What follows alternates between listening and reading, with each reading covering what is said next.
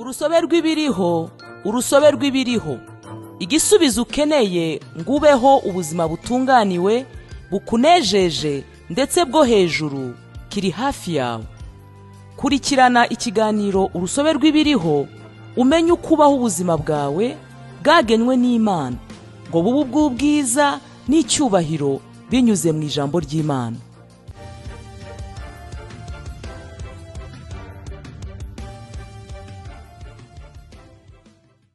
Shalom shalom bakundwa bene data, umwami Yesu ahabwe icyubahiro.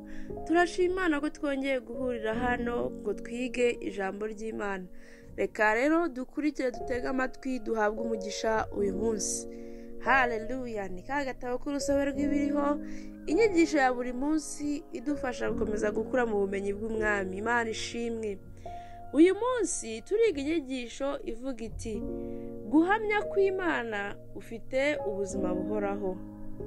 Umurongo wacu ufunguro turasanga muri Yohana wa mbere ibice 5 umurongo wa 11, haravuga hati kandi uko guhamya nuko Imana yaduhaye ubuzima bw'iteka, kandi ubwo buzima bubonerwa mu mwana wayo. Amen. Ijambo guhamya hano mu murongo wacu ufungura risobanuye ubuhamya. Mu busemuro bwa New International Version n'ubundi busemuro bumwe bwo mu Cyongereza bubivuga neza kurushaho, buravuga buti kandi guhamya nuko Imana yaduhaye ubuzima bw'iteka, kandi ubwo buzima bubonerwa mu mwana wayo. Amen. Aho ni Yohana wa mbere ibice 5 umurongo wa 11. Kugira ngo usobanukirwe neza ibyo Yohana yavugaga hano, bizagusoma gusoma n'umurongo wa 9 n'uwa 10. Reka dusome twumve icyo havuga. Haravuga ati ubwo twemera ibyo abantu bahamya, iby'Imana ihamya biraruta, kuko iby'Imana ihamya ari ibi, ari uko yahamije iby'umwana wayo. Uwizera umwana w'Imana aba afite uko guhamya muri we, naho utizera Imana aba yise umunyabinyoma, kuko atemeye iby'Imana yahamije ku mwana wayo. Aho ni muri Yohana wa mbere ibice 5 umurongo wa 9 kugeza ku wa 10.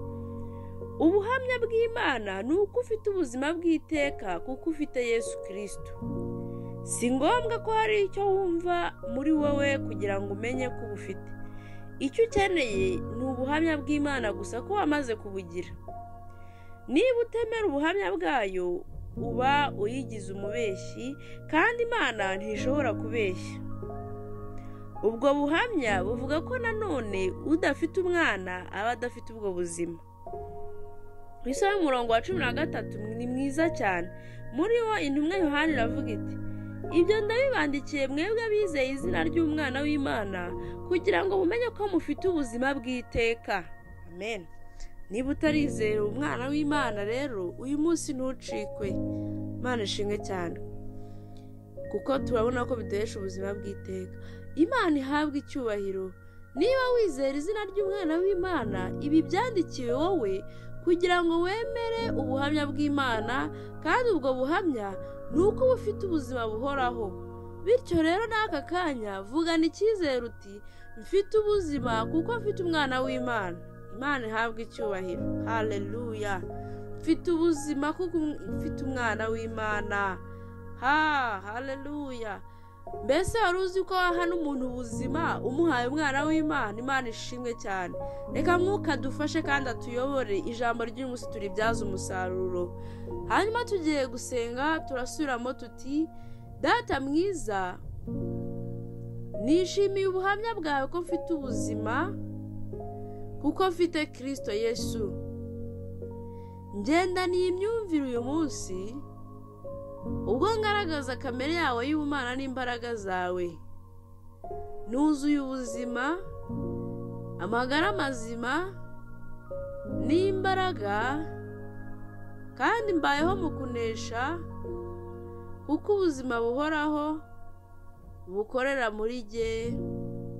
Amen. Imana ishimwe cyane. Gucengera ijambo uyu munsi turasoma Yohana ibice 5 umurongo wa 24. Kongera dusome Yohana wa mbere ibice 5 umurongo wa 13, ndetse na Yohana ibice 3 umurongo wa 36. Murakoze cyane. Imana ibahe umugisha, turabakunda. Shalom shalom.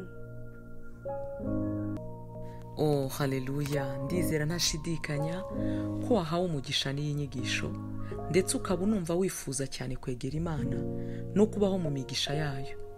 Ariko mwene data, ibyo ntibyashoboka utabanje kwegurira Imana ubuzima bwawe ngo ikuyobore. Haleluya.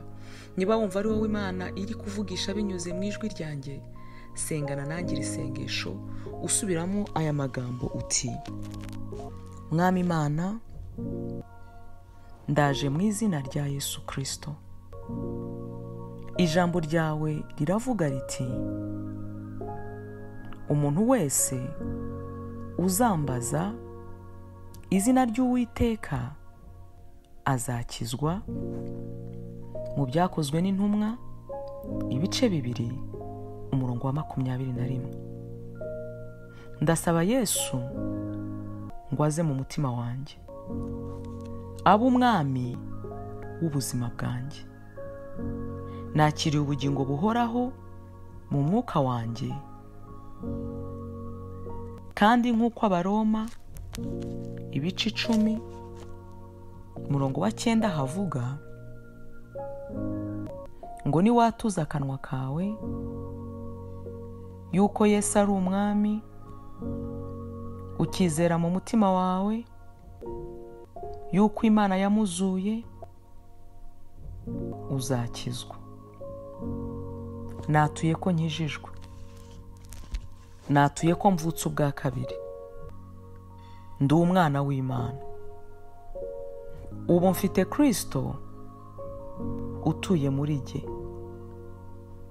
kandi uri muri jye aruta uri mu b'isi.